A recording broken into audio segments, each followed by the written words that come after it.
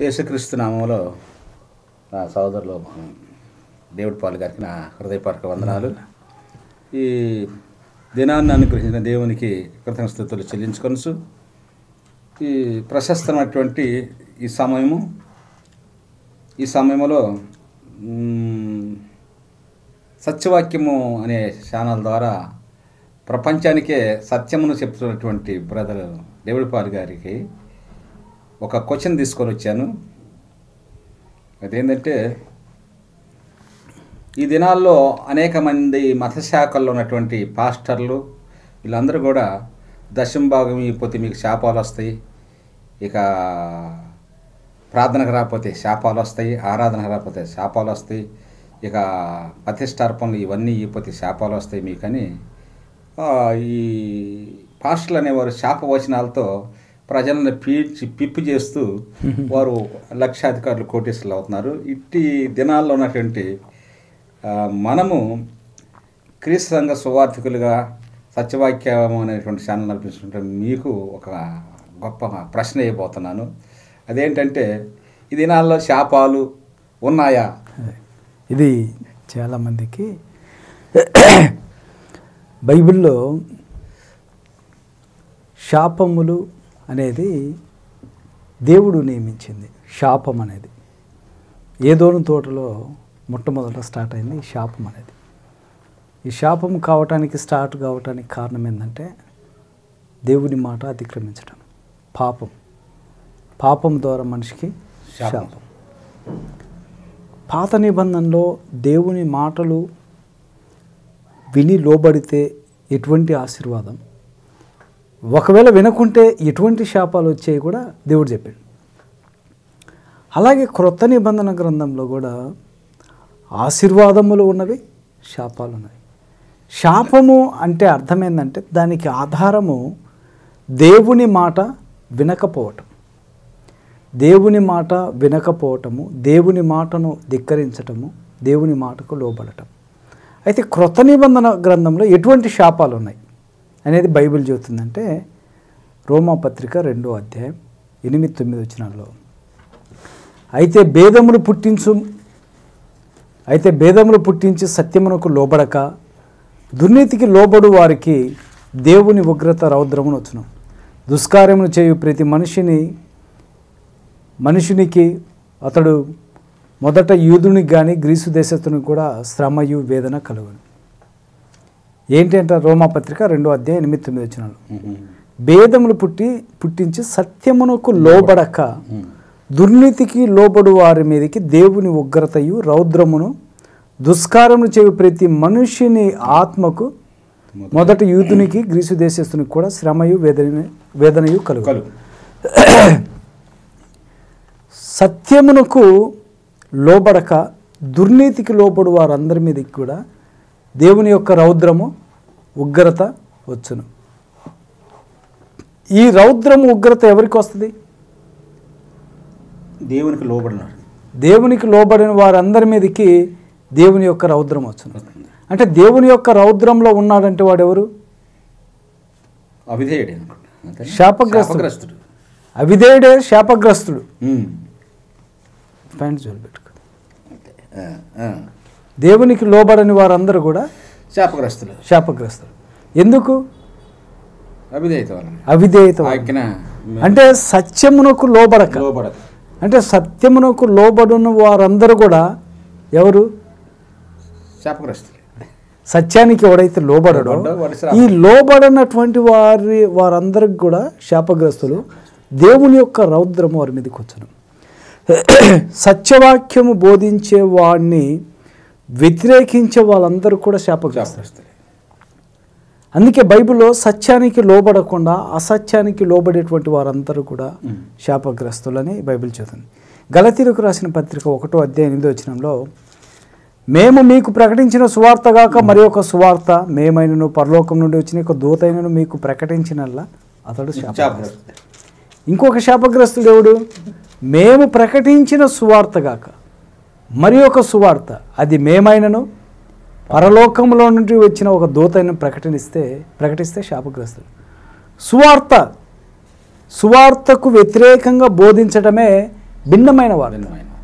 సువార్తకి భిన్నమైన వార్తకి తేడా ఏంటంటే, సువార్త అంటే క్రీస్తు యొక్క మరణ సమాధి పునరుత్థానము సువార్త.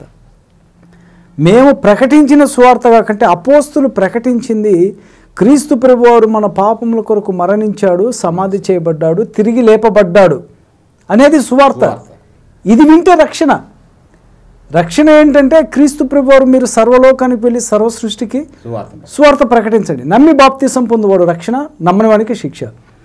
సర్వలోకానికి వెళ్ళి సర్వ సృష్టికి సువార్త అంటే నేను మరణించి తిరిగి లేపబడ్డాను అని మీరు ప్రకటించండి. ఎవడైనా దాన్ని విశ్వసించి అంగీకరించి బాప్తిసం పొందితే అతనికి రక్షణ, లేదంటే శిక్ష. ఇది సువార్త. అపోస్తులైన పౌలు అదే చెబుతుంది. మేము ప్రకటించింది కాక మరి ఒక సువార్త అనేది ఉంది, భిన్నమైన వార్త అనేది ఉంది. మరి ఒక సువార్త అంటే ఏంటంటే దాన్ని భిన్నమైన వార్త అంటారు. క్రీస్తు ప్రభు వారిని నమ్ముకుంటే అప్పులు పోతున్నాయి, పేదరికం నుంచి విడుదల, ప్రాస్పరిటీ, ఒక్కరోజే కోటీశ్వరుడు అవుతావు. తర్వాత యేసు ప్రభు వారిని నమ్ముకుంటే నీకు వివాహం అవుతుంది, మంచి ఉద్యోగం వస్తుంది, డబుల్ బెడ్రూమ్ ఫ్లాట్ కాకుండా ట్రిపుల్ బెడ్రూమ్ కొంటావు, కారు కాకుండా బెంజి కారు కొంటావు, ఆడి కారు కొంటావు అని చెప్పేది భిన్నమైన వార్త. ఇవి వినటం వల్ల ప్రజలలో రక్షణ కలగదు, రక్షణ సువార్త ద్వారా కలుగుతుంది. ఈ భిన్నమైన వార్త వినటం వల్ల వారిలో ఒక రకమైనటువంటి దురాశ కలుగుతుంది. ఈ దురాశ వలన మానవుడు సత్యాన్ని అంగీకరించకుండా అసత్యాన్ని అంగీకరించటం. ఈ అసత్యమును అంగీకరించే వారందరి మీదకి, సత్యమునకు లోబడినటువంటి వారందరి మీదకి దేవుని యొక్క రౌద్రము, ఉగ్రత వచ్చును. ఇది రెండవది అన్నమాట. అలాగే ఇంకొక లేఖనం చూసినట్లయితే పేతురు రాసినటువంటి ఇంకోటి ఏంటంటే మత్తయి సువార్త 19వ అధ్యాయము 6వ వచనంలో, కాబట్టి వారు ఇకను ఇద్దరు కాక ఏక శరీరముగా ఉన్నారు కనుక దేవుడు జతపరిచిన వాడిని మనుషుడు వేరుపరచకూడదని చెప్పాను. దేవుడు జతపరిచినటువంటి వ్యక్తులను వేరుపరిస్తే వాడు శాపగ్రస్తుడు. వివాహం అన్నది అన్ని విషయములలో ఘనమైనది. ఈ వివాహం అన్ని విషయములలో ఘనమైనదని ఎవరికి తెలుస్తుందంటే దేవుణ్ణి ఘనపరిచే వాళ్ళకి, దేవుని చేత ఘనపరచబడ్డోళ్ళకి ఈ వివాహం అన్నది ఘనమైనదని తెలుస్తుంది. పరిశుద్ధునికి మాత్రమే ఇది ఘనమైనదని తెలుస్తుంది. అయితే ఈ పరిశుద్ధులైనటువంటి వారిని మనుషుడు విడదీస్తే, అంటే ఈ పరిశుద్ధ వివాహం అనేది మనుషులు నియమించింది కాదు, ఇది దేవుడు నియమించింది. ఈ దేవుడు నియమించిన దాన్ని భార్యాభర్తలను వేరు చేసేవాడు ఎవడంటే శాపగ్రస్తుడు. అందుకే దేవుడు జతపరిచిన వారిని, ఒక వ్యక్తి వివాహము కావాలంటే దేవుని చిత్తము లేకుండా వివాహం కాదు. అయితే మనుషులు కూడా విడదీస్తారు. విడదీయకూడదని బైబిల్ చెబుతుంది. ఇంకొక లేఖనం ఏంటంటే పేతురు రాసిన 2వ పత్రిక 2వ అధ్యాయం 3వ వచనంలో, వారు అధిక లోబులై కల్పనా వాక్యములు చెప్పుచు మీ వలన లాభం సంపాదించుకుందరు. వారికి పూర్వం నుండి విధింపబడిన తీర్పు ఆలస్యం చేదు, వారి కునుకు నిద్రపోదు. వీళ్ళు ఎవరంట? వారు అధిక లోబులై. లోబు అంటే అర్థమైంది పిసిని గొట్టువాడు, వాడు పిసినారోడు అనమాట. అధిక లోబులై ఏమి చెప్పుచు? కల్పనా వాక్యములు చెప్పుచు. ఈ కల్పనా వాక్యం చెప్పడం వల్ల ఏమొస్తుంది? మీ వలన లాభము సంపాదించుకుందరు. వారికి తీర్పు ఎప్పుడుంది? పూర్వము నుండి విధింపబడిన తీర్పు ఆలస్యం చేయదు, వారి నాశనము కునికి నిద్రపోదు. ఈ కల్పనా వాక్యంలో చెప్పే ప్రతివాడు శాపగ్రస్తుడు. అర్థమైనా? సోది చెప్పేవాడు ప్రతివాడు శాపగ్రస్తుడు. ముసలమ్మ ముచ్చట్లు బోధించేవాడు, జ్ఞానయుక్తమైన తీయని మాటలు చెప్పేవాడు, వ్యర్థమైన మాటలు బోధించేవాడు, కలిపి చెరిపేడు బోధలు అంటే లేఖనములలో లేనటువంటివి వాడు అతను సొంతంగా సృష్టించుకొని చెప్పేవాడు, వాడు శాపగ్రస్తుడు. అందుకే బైబిల్లో ఈ బోధ విషయంలో జాగ్రత్తగా ఉండాలి. ఒకడు బోధ విషయంలో తప్పిపోతే వాడు క్రీస్తులోంచి తప్పిపోయినట్టు. అందుకే యాకోబు రాసిన పత్రిక, ఎవడైనా సత్యంలోని తొలగిపోయిన ఎల్లా వాడిని సత్యంలోనికి మలిపించిన ఎల్లా ఒక పాపిని రక్షించిన వాడు అనేక పాపంలో కప్పిపెట్టిన వాడు అయినది. అంటే ఇది బైబిల్ ఏంటంటే లోబి అంటే పిసినారితనం గలవాడై కల్పనా వాక్యములు చెప్పుచు మీ వలన లాభము సంపాదించుకుందరు. ఈ కల్పనా కథలు చెప్పే వాళ్ళందరూ కూడా శాపగ్రస్తులు. ఇప్పుడు శాపగ్రస్తులకు పరలోకం ఉందంటవా? లేదు. ఉందా? శాపగ్రస్తులు ఎలా పోతారు? శాపము ఉన్నదంటే వాడు పాపం చేయటమేగా. అంతే. శాపము మానవుడికి ఎలా వస్తుంది? దేవుని ఆజ్ఞ మీరిన అవిధేయత వలన. శాపం అనేది దేవుని ఆజ్ఞను అతిక్రమించటము, దేవుని మాటకు లోబడకపోవటము, దేవుని మాట వినకపోవటము, దీని వలన మానవుడికి శాపం వస్తుంది. ఈ శాపం రావడానికి కారణము పాపము. అందుకని దురాశ గర్భము ధరించి పాపమును కంటే అది పాపము పరిపక్కనమై మరణమును కన్నది. వీళ్ళంతా ఎక్కడికి వెళ్తారంటే మరణానికి వెళ్తారు. మరణం అంటే దేహ సంబంధమైనది కాదు, ఆత్మ సంబంధమైనటువంటిది. ఇదే ప్రకటన గ్రంథము 21వ అధ్యాయం 8వ వచనంలో పిరికివారును అవిశ్వాసులను అసహ్యులను నరాంతకులను వ్యభిచారులను మాంత్రికులను విగ్రహారాధికులను అబద్ధీకులందరూ అగ్ని గంధకములో నుండి గుండములో పాలు పొందరు. ఇది రెండో మరణం. ఇంకొక చోట ఏముందంటే కుక్కల విషయమై జాగ్రత్తగా ఉండు. ఉందా లేదా? అక్కడ ఇంకొక ఏముందంటే కుక్కలను అంటే కుక్కలంటే పిలిపిలకు రాసిన పత్రికలో కుక్కల విషయమై జాగ్రత్తగా ఉండు, దుష్ట పనివాడి విషయమై మీరు జాగ్రత్తగా ఉండు.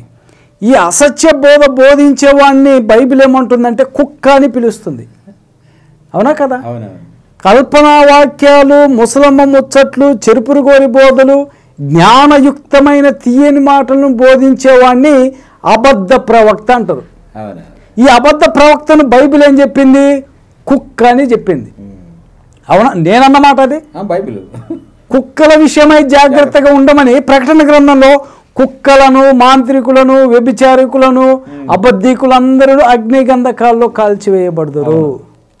ఎవడు శాపగ్రస్తుడంటే బైబిల్లో ఒకటి సత్యానికి లోబడని వాడు, సువార్తకు లోబడని వాడు, తర్వాత కల్పనా కథలు చెప్పేవాడు, భార్యాభర్తలను విడదీసేవాడు, చివరిగా యోహాను సువార్త 3వ అధ్యాయము 36వ వచనంలో కుమారుని యందు విశ్వాసముంచువాడే నిత్య జీవము గలవాడు. విశ్వాసం లేనివాడు, కుమారునికి విధేయుడు కానివాడు జీవము చూడగాని దేవుని ఉగ్రత వాని మీద నిలిచిండు. క్రీస్తు ప్రభువారి నందు విశ్వాసం ఉంచని వారందరూ కూడా నరకానికి వెళ్తారు. విధేయుడు కాని వారందరూ కూడా నరకానికి వెళ్తారు. అయితే విధేయత కావాలని బైబిల్ చెబుతుంది. ఈ విధేయత లేనటువంటి వాళ్ళు ఎవరు? అవిధేయులు. అవిధేయులకు ఎక్కడ ఉంటుంది? అవిధేయులు ఇజ్రాయెల్ అందరూ కూడా నశించిపోవడానికి కారణం అవిధేయత. అందుకని ఈ యొక్క రక్షణ అనేటువంటి భాగ్యాన్ని కోల్పోయినటువంటి వారందరికీ కూడా దేవుడు నరకాన్ని అనుగ్రహిస్తాడు. అందుకని నేటి దినాల్లో శాపాలు ఉన్నాయి. ఈ శాపాలు ఎవడు అనుభవిస్తాడంటే సత్యవాక్యమును బోధించే అడ్డుకున్న ప్రతివాడు శాపగ్రస్తుడు.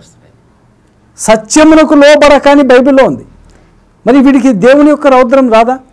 నువ్వు సత్యం బోధించేటప్పుడు నిన్ను అడ్డుకుంటే అది నిన్ను అడ్డుకోవడం కాదు, వాక్యమును అడ్డుకున్నాడంటే వాక్యము క్రీస్తు అయినాడు. క్రీస్తును అడ్డుకున్నవాడు శాపగ్రస్తుడు. సత్యమునకు నువ్వు సత్యం ప్రకటిస్తే నీ మీద గొనగటము సనగటము అంటే వాక్యము నీది కాదు, వాక్యము క్రీస్తు. ఆ వాక్యమే దేవుడు అయినప్పుడు అందుకే బైబిల్లో ఉంది గొనుగు వారందరికీ తీర్పు ఉందని. నేను సత్యవాక్యం బోధిస్తుంటే కొంతమంది గొనుగుతూ ఉన్నారు. వాళ్ళంతా బైబిల్ ప్రకారం వాక్యము బోధించితే వాక్యానికి గొనిగేవాడంటే ఎవరు? క్రీస్తు వాక్యం. ఇప్పుడు మనం మాట్లాడుతున్నాం, మన మాటలు కాదు ఇవి. మన మాటలు ఏనైతే ఏ వ్యక్తికి రక్షణ రాదు. రక్షణ అది పరిశుద్ధ గ్రంథం ద్వారా, దేవుని వాక్యం ద్వారా రక్షణ కలుగుతుంది. సో శాపగ్రస్తులు ఉన్నారు. ఈ శాపగ్రస్తులు అందరినీ దేవుడు నరకములో వేస్తాడు.